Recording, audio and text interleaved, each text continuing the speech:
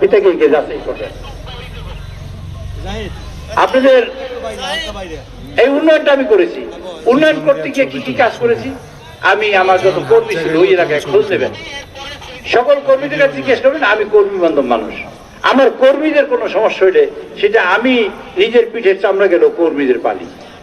আপনারা আমি বলি না কর্মী হন, আমি আপনাদের কাছে থাকতে চাই, আপনারা আমার নিবেন না? আপনারা, আমি আপনাদের চেষ্টা করব, আমার পিঠের চামড়া দিয়ে হলেও আপনাদের রক্ষা করার চেষ্টা করব। আপনাদের অনেক সমস্যা আছে, যেমন নদী ভাঙনের সমস্যা, বিরাট সমস্যা, একবার এই মাথা থেকে মাথা পর্যন্ত ভাঙা।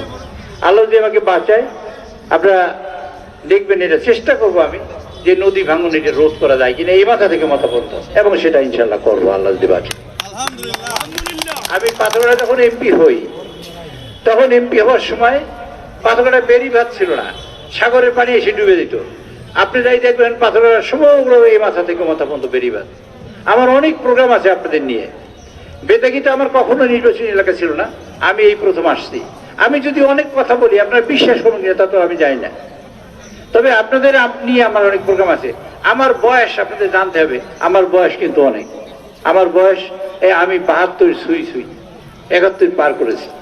আমাকে দেখলে অনেক মানুষ অনেক মনে করে এত বয়স, আসলে এই তো বয়সই, সত্যি কথাই। আমি পাকিস্তানের শেষ বর্ষে পরীক্ষায় পাশ করেছি, ম্যাট্রিক পরীক্ষায় পাকিস্তানের শেষে।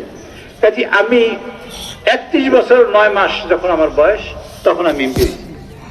31 বছর 9 মাস পরে এই পর্যন্ত মানুষের সাথে